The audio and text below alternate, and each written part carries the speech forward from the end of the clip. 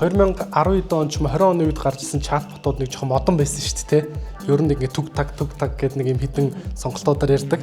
Одоо сүүл рүүгээ нөгөө гиснээс гэж бүр үг авдаг болсон шах шиг. Одоо ингээд Монгол үгний бүр ингээд хар ярианы үгнүүд бүр ингээд сурцсан байгаад лээ. Тэгэхээр яг нөгөө нэг хүншүүлсэн тийм үгнүүдийг бол сүүлийн үед бол GPT бүр айгүй сайн сурцсан байлээ. Айгүй сайн хөгжиж байгаа. Тэгээ энэ дээр бол бид нэр за сошиал дээр бол нөгөө AI chatbot тий AI bot гэдэг ойлголтыг ерөөхдөө гаргаж ирж байгаа. Нөгөө талдаа болохоор voice AI гэдэг ойлголтыг бас гаргаж ирж байгаа. Ер нь бол текстэн байдлаар AI ажиллах, хэрэглэгчид мэдээлэл өгөх, нөгөөх нь voice-оор тий ингэж ажиллах ер нь бол боломжтой. Саяхан бил хаашаа үйлэн хоол захиалах гад залахгүй юу?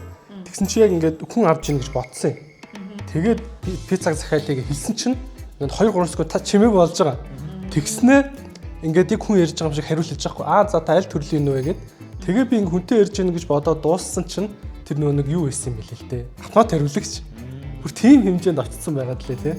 KFC юм болов? Тийм хаа KFC байсан гэсэн чинь тийм ээ. KFC дээр бид нар яг нөгөө voice AI хийсэн. Тийм. Тэгэхээр ер нь залгалал бол нөгөө ямар ч автомат хариулагч тоглохгүй байгаа. Бүтээгдэхүүний мэдээлэл авъя гэхэд бол яг тухайн бүтээгдэхүүний дэлгэрэнгүй мэдээллийг өгөх тий.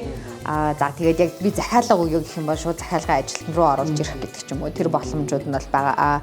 Цаашдаа бол яг хөгжүүлж байгаа нь бидэд нөгөө цаг захиалга ч юм уу тий. Яг бүтээгдэхүүн захиалгыг бол ямар ч нөгөө одоо операторын оролцоогүйгээр хоёр систем хооронд тий дуудлага хийлээ. AI оператор маань захиалгыг бүртгэж авлаа, хаягийн мэдээллийг нь авлаа. Захиалгын систем рүү нь шууд нэг бодит захиалга болгоод нөгөө захиалгын нь voice-ийг нь текст болгож буулгаж өгнө гэдэг ч юм уу тий.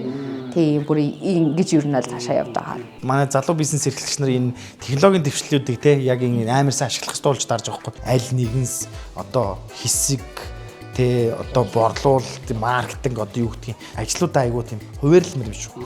Ерөнхийдөө бол гэж бодож байна. Тэгээд гоё үйл ажиллагаа хийж байгаа юм байна.